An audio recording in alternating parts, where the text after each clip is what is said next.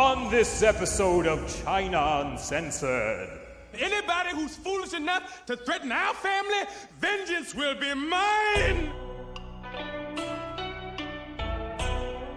Hi, welcome to China Uncensored. I'm your host, Chris Chappell. You know, nothing screams world peace like we will never back down. Especially when you're China's foreign minister at the World Peace Forum in Beijing. Yes, China's World Peace Forum, an event as well crafted as its beautiful website that just doesn't load. At least the Great Wall of China is a symbol of peace?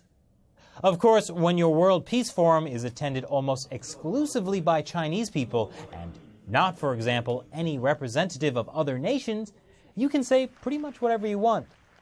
Because clearly, the path to world peace is for everyone else in the world to just let the Chinese Communist Party own the South China Sea and control the $5 trillion a year in shipping that goes through it. Because as Wang Yi put it, China's demands of sovereignty over the Nanshan Islands have not expanded, and neither will they shrink. Otherwise, we would not be able to face our forefathers and ancestors. It's nice that Chinese officials are respecting their ancestors now, you know, after accidentally forgetting to do that during the Cultural Revolution. Anyway, surely the Chinese Communist Party has a legitimate historical claim to the Spratly Islands, or as they call it, the Nansha Islands, the group of about 750 reefs and islands in the South China Sea claimed by Brunei, Malaysia, the Philippines, Vietnam, and Taiwan, but only correctly claimed by China and China's ancestors. As Wang Yi points out, 1,000 years ago, China was a large seafaring nation. So, of course, China was the first country to discover, use, and administer the Nansha Islands. Oh, well, that clears it up. And as you can see on these old maps, China clearly lays claim to... Wait a second. Why do all these old maps show the opposite? Like this British one from 1770. Or this one from a Jesuit in 1734 that uses the Filipino name for the islands. Or this one literally engraved in stone in the year 1136 that has China's more than 400 administrative regions clearly marked, the southernmost of which is Hainan Island and not the Nansha Islands.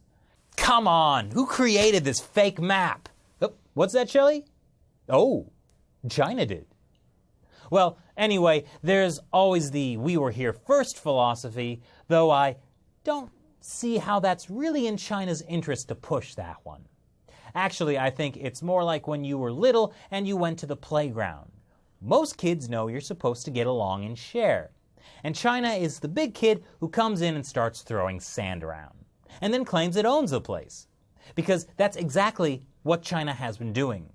The Chinese regime has been literally dredging up sand and piling it up on submerged reefs and saying, hey, these are our islands, so yeah, we own the place. You know, like the way adults solve their problems. Yet, for some reason, this has angered, well, pretty much everyone, to the extent that even communist Vietnam thinks having the U.S. around in the area isn't such a bad idea. The Chinese Communist Party is bungling this situation so badly that a U.S.-Vietnamese alliance doesn't seem that far-fetched anymore.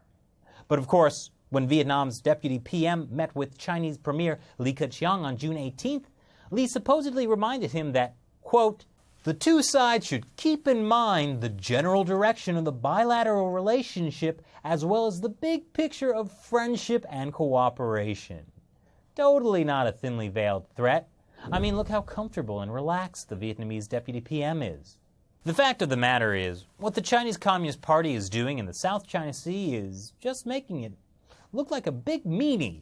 And big meanies don't make good friends. What would China's ancestors think? So what do you think about China threatening to never back down from its South China Sea claims? Leave your comments below and be sure to subscribe to receive updates about new episodes of China Uncensored. Once again, I'm Chris Chappell. See you next time. Drugs. And I'm not talking about prescription or over-the-counter medication.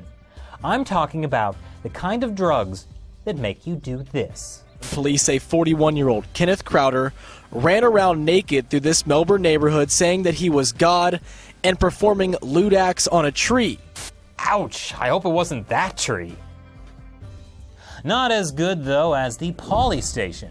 Looks like a first-generation PlayStation in a Nintendo 64 box, and even though that bit on top looks like it should take a disc, it actually uses something like a Super Nintendo cartridge.